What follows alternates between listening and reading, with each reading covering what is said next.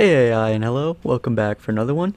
I want to start this video off saying thank you all so much for helping me grow this passion project of mine all the way past 400 subscribers. I've loved seeing this channel have a slow growth as it's had over the past few weeks as I've started uploading more. And growing this community I can talk about the music I enjoy or don't enjoy with is something I've always wanted to do, and it's making me really happy to see that I'm stepping forward in that direction. With that out of the way, this is of course a continuation of a previous video of mine where I discussed some of a user's requested songs, reviewed them, and went over them, and this time we're back with many more user requests.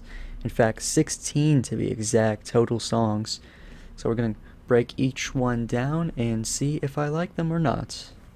I should of course also mention there's going to obviously be more of these kind of videos in the future, so if you want to be included with some of your own songs, just comment down below and you'll be added to a video like this. Starting off strong, my absolute favorite human being in the world, David, suggested me Sasami's Take Care, another song from Sasami, I Was a Window, Man's Man, the Leanover, and Out Getting Ribs. I wish that I was Sasami's Take Care is a super sweet indie love song with just the right amount of passion and musically interesting elements. That arpeggiating guitar riff paired with the guitar solos following each verse really makes it super interesting.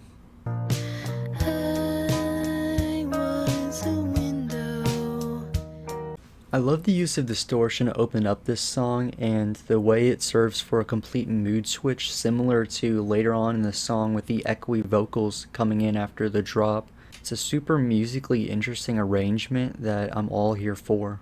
I think I could try to be a memory in your life. This song has an extremely catchy bass line and a really unique set of vocals which, when paired together, following the same groove, the trade-off sounds beautiful. The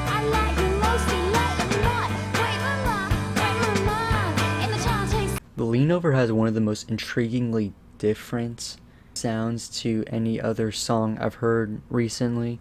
It combines many different genres like the instrumentals of indie rock, the arrangements of math rock, and even the atmosphere of something like post-rock. I can't escape my own escape even more. King Krule is an artist I've wanted to dive deep into for quite a while now, so hearing this song gives me some sense of motivation to finally do that. The singing sounds like some of my favorite post-rock bands ever, like the singer of Idol's Joe Talbot. It's kind of same low-tone, echoey vibe as that. Next up, one of my more frequent commenters, Sarah, recommended me these songs, starting off with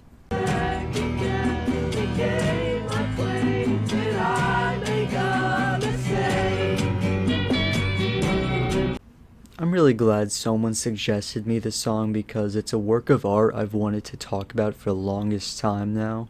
Alex G's Sarah is one of the most genius indie rock songs ever crafted, and the poetic lyrics with the on-point rhyme schemes complements it perfectly. The entire melody with Alex G's guitar lines circling around this song is so beautiful, and it's clear as day why TikTok grabbed it so quickly for it. The whole youthful feel of Sarah drives in the ignorant feel of young teenage love perfectly. I've been carrying yours since you wrecked my room. I always mistook the Backseat Lovers for a copy-paste of every indie rock band on the planet until I heard this song. This is such a catchy and nostalgic song that I can't see anyone in the world getting offended by. It just hits the right nerves. She holds on, curse forever, sleep on a queen-size mattress. On the other end of the spectrum, let's talk about a indie rock band with not even a single exception in my mind to this concept of a really bland copy-paste band like this, that being the Front Bottoms. Even if it's the band's most technically good song and their most popular as well, I still don't see very much to feat about with this one. The song feels really to the book structurally, and there's not as much passion as some other indie bands have reached. I don't know, it could just be me. I'm sorry for not liking this one. I really wanted to like it. It's exactly up my alleyway, so it kind of surprised me even. Next user, Turquoise Hexagon Sun, recommending me these songs.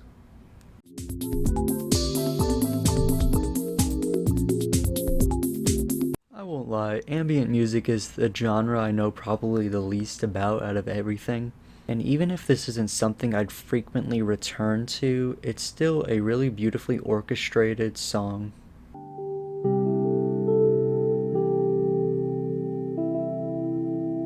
The first time I heard this, I got completely lost in the music. So much so it even inspired me to do some research on the creative mind as Hiroshi Yoshimura. Those somber piano melodies are so captivating and brought me to like a deep ponder about like the entire meaning of life. That's corny, I know, but like it's a really captivating song and I highly recommend it.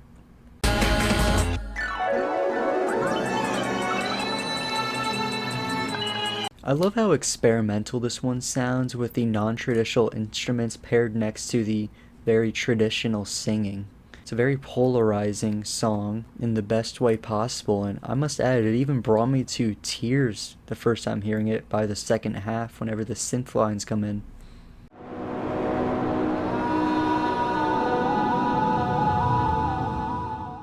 This Saturn Factory is an upcoming Dallas local band that I highly recommend. They're an extremely talented duo, each contributing so much to the work they create, and while there's not too much of that work out, I want to talk about this one that he suggested me, being Highboats. My first thought when I saw it was, wow, that's 19 minutes long, and after I heard it, I was blown away. That was a great 19 minutes that was definitely worth the runtime. Even in this super long runtime of 19 minutes, it never gets dry. It's always something new, never repetitive. There's always these new instruments getting added on, new segments, different inspirations I can notice. Like the Have a Nice Life hums towards the second half, the midpoint where it gets super echoey, and even towards the end of the song with a spoken word section. The Work is a super upbeat ambient song that I don't have much to say about, but it's a good getaway from any kind of stress listening to this one. Now on to the recommendations over from my Instagram. Jonas here recommending me Crywank's Memento Mori. Everyone I love is gonna die. And I Memento Mori is a very gloomy and dark, self-described sad song for smelly losers, and that description holds up quite true. Not in a bad way though. Nothing wrong with being a sad, smelly loser. That's just how this song both makes me feel and how it feels in the best way. Sir Bones here recommending me Beastie Boys, Hey Ladies.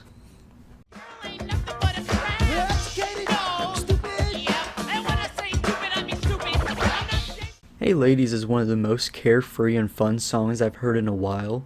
It's clear that the group had such a fun time in the studio writing and recording this one. I mean, what other song but one that doesn't take itself that seriously uses cowbells? No song uses cowbells, I'm sorry. And the last user request we have from Ethan here recommending me No Sleep Till Brooklyn.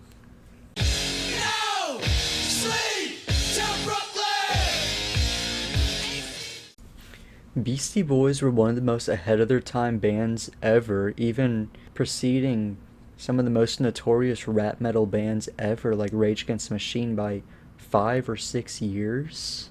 They were so ahead of their time, in fact, they even incorporated a non-traditional style of music in what would have been a non-traditional genre of music to do it for, rapping on a metal song. And they not only attempted this extremely bold choice, they perfected it all the way back in 1986. Of course, when you make bold decisions like this, it could go terrible or it could go amazing. In this case, it went amazing, and they ended up creating both one of the most popular and memorable songs of the entire 1980s. But that's all for now. Thank you all for watching to the end. And I want to give a warm thank you to my one amazing patron right here for supporting the channel. Yes, I said patron. I started a Patreon.